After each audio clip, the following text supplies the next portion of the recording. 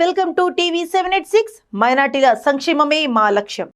చేనేత వస్త్రాల ప్రభుత్వ రంగ సంస్థ ద్వారా కొనుగోలు చేసి తమకు ఉపాధి కల్పించాలని ఛత్రంజీ చేనేత సహకార సంఘం అధ్యక్షులు ఎలుగం సాంబయ్య పేర్కొన్నారు. వరంగల్ కొత్తవాడలో ఏర్పాటు చేసిన విలేకరుల సమావేశం ఛత్రంజీ చేనేత సహకార సంఘం అధ్యక్షులు ఎలుగం సాంబయ్య సభ్యులు పంతగాని శ్రీనివాస్, అదిగొప్పు సంపత్, ఆడెపు రవి, రాజేందర్ రాములు, భద్రయ్య తదితరులు పాల్గొన్నారు.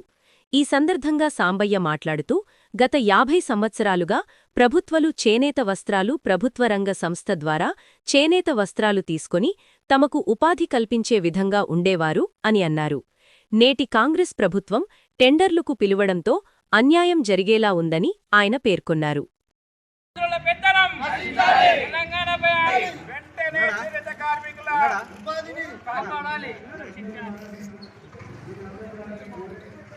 వ్యవసాయం తర్వాత అత్యంత ప్రాధాన్యమైన వ్యవస్థ చేనేత పరిశ్రమ. చేనేత పరిశ్రమ అనేది కుటీర పరిశ్రమ. వరంగల్ జిల్లా లోపల చేనేత పరిశ్రమ మీద చాలామంది కార్మికులు ఆధారపడి బతుకుతున్నారు.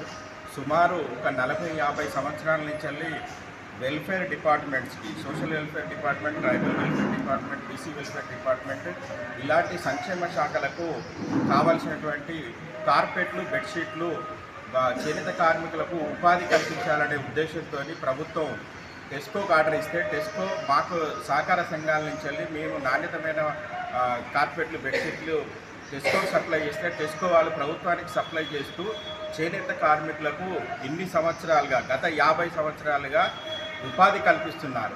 ఉపాధి కల్పించాలనే ఒక కృతనిశ్చయంతో ఏ ప్రభుత్వం వచ్చినా కూడా ఈ రకంగా ఇదే వ్యవస్థను కొనసాగిస్తున్నారు. ఈ రేవంత్ రెడ్డి ప్రభుత్వం, కాంగ్రెస్ ప్రభుత్వం వచ్చిన తర్వాత చేనేత పరిశ్రమను కాపాడడానికి ఎన్నో చర్యలు తీసుకుంటారని మేము ఆశపడి ఉన్నాము. కానీ దానికి భిన్నంగా ఈరోజు చేనేత పరిశ్రమ నుంచి వెళ్ళి సంక్షేమ శాఖలకు అవసరం ఉన్నటువంటి బెడ్డింగ్ మెటీరియల్ మొత్తం జీవో నంబర్ 1/11/3/2024 ప్రకారం చేనేత సహకార సంఘాల నుంచి వెళ్ళి టెస్కో ద్వారానే కొనాలని జీవో ఇచ్చినప్పటికీ ఆ జీవోని పక్కకు పెట్టి ఈరోజు టెండర్ విధానం ద్వారా, ఏకీకృత టెండర్ విధానం ద్వారా 22 రకాల వస్తువులను కొనుగోలు చేయాలని ప్రభుత్వం నిర్ణయించింది. కానీ దీని వలన వరంగల్ జిల్లా లోపల, మరి కరీంనగర్ జిల్లా లోపల, యావత్ తెలంగాణ లోపల సుమారు 50,000 మంది, 60,000 మందికి ఉపాధి కోల్పోయి రోడ్డున పడే పరిస్థితి ఉన్నది. వాళ్ళ జీవనాధారం లేకుండా పోతుంది. దీనివల్ల చేనేత కార్మికులు ఆత్మహత్యలు జరిగే పరిస్థితి ఉన్నది. కాబట్టి ఈ టెండర్ విధానాన్ని రద్దు చేసి వెంటనే వీళ్ళందరికీ ఉపాధి కల్పించాలని కోరుతున్నాం.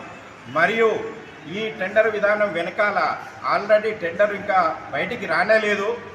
నారా చంద్రబాబు నాయుడు పక్క రాష్ట్రం అటువంటి ముఖ్యమంత్రి అనుచరుడు కడప సీను అనే అతను ఈ విద్యార్థులకు సంబంధించిన యూనిఫామ్లు కుట్టిస్తున్నాడు. అటువంటి రేవంత్ రెడ్డి ఈ కమిషన్లకు